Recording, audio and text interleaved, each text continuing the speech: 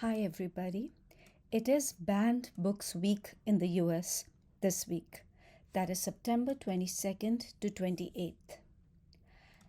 And what I learned today was that the Banned Books Week was first launched all the way back in 1982. Yes, that is 42 years ago. It is typically during the last week of September each year. The event is celebrated to highlight the value of free and open access to information. It is in support of librarians, educators, authors, publishers, booksellers, and readers. Well, in this day and age where it is so easy to offend and be offended, we are no strangers to censorship of various forms. Either it is the governments who deem a book or movie to be inappropriate, or the individuals make it upon themselves to be the moral flag bearers of society.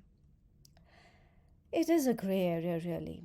I mean, under the umbrella of freedom of speech and expression, how far do you go to promote hatred, violence, or fiction that is deemed dangerous? On the other hand, if somebody or the other is always getting offended, then is there any scope for creativity or different perspectives?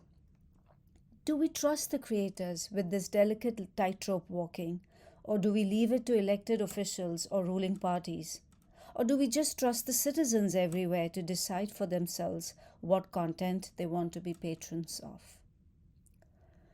Talking more specifically about books, if you see the books that have been banned over time at different periods by different governments, you will realize that while some are obvious, for example, Lolita by Vladimir Nabokov, banned in so many countries, and I feel rightfully so. I remember reading the book with great disgust. To me, it seemed nothing but the rantings of a sick man who seems to absolutely justify child sexual abuse.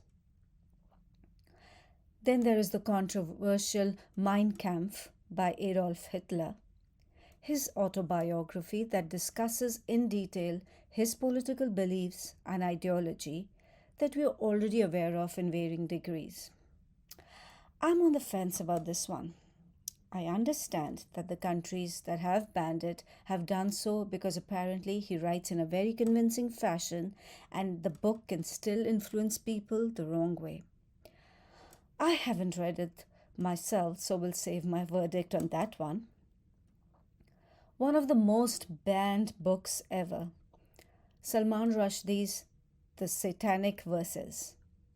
Accused of blasphemy due to its controversial depiction of Islam, earning the author a fatwa as well. And even though I have read this one, I understand it is in the greyest of grey areas. Though it doesn't identify as religious text, it is obvious why the book hurts religious sentiments. However, the literary genius of Rushdie, as he weaves in elements of magical realism in his evocative words, is something that did leave me awestruck. So, that's something to think about. Do we read a book for its literary value, or we deny it its social context? I don't know, food for thought. Here's a list of books banned in countries over the years. These may or may not be banned currently. Taslima Nasreen's Lajja, banned in Bangladesh. This book tells the story of Bengali Hindus in 1992. Very graphic, but an eye-opener. I recommend it. Canada, the UK, the US have in the past banned Lady Chatterley's Lover by D.H. Lawrence, apparently because it broke some archaic obscenity laws. It is amusing that Lawrence's work has now achieved the status of classics and is taught in classrooms. Charlotte Bronte's epic work Jane Eyre was censored in China because it apparently encouraged rebellion. China has also banned Alice's Adventures in Wonderland by Lewis Carroll in the past because their objection to animals using human language. That's the first one I've heard of. Czechoslovakia, Russia, UAE, Vietnam have banned the satirical, allegorical novella Animal Farm by George Orwell, mainly because of its alleged criticism of communism. I highly recommend reading this book and the befitting critique it offers of the then political environment.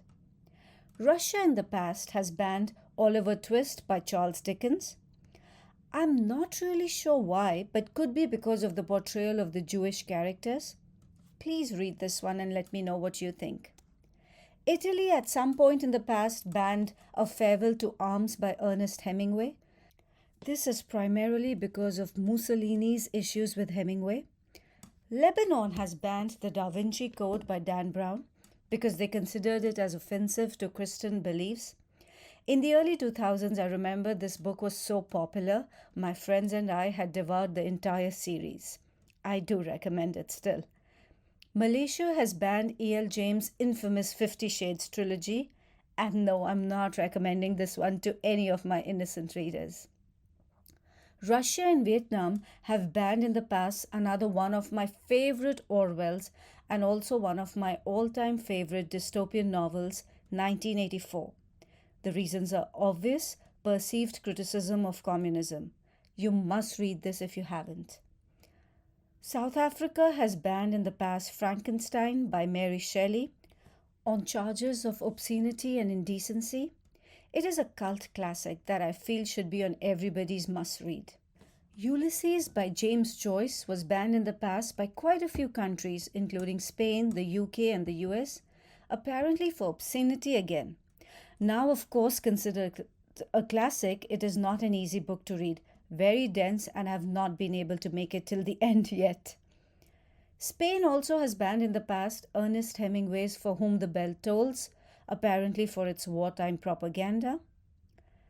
Now, the next one is particularly personal. During my English literature classes in undergrad, I have thoroughly enjoyed The Second Sex by Simone de Beauvoir. Spain banned this in the past for exactly what the book is about: feminism. I absolutely recommend this book. US in the past has had a ban on the Canterbury Tales by Geoffrey Chaucer for obscenity and content against the church, again a classic that is now taught in English literature classes. US had also briefly banned Uncle Tom's Cabin for its apparent anti-slavery message. It is a great book and another solid thumbs up from me. Did you notice how books banned at some period in history have often achieved cult status later on? So all the books people seem to be having trouble with now, including the Harry Potter series for witchcraft, The Kite Runner for anti-Christian beliefs, Captain Underpants for offensive language, that I do tend to agree with, The Handmaid's Tale, and the list goes on. These books could go on to become classics for the future generations.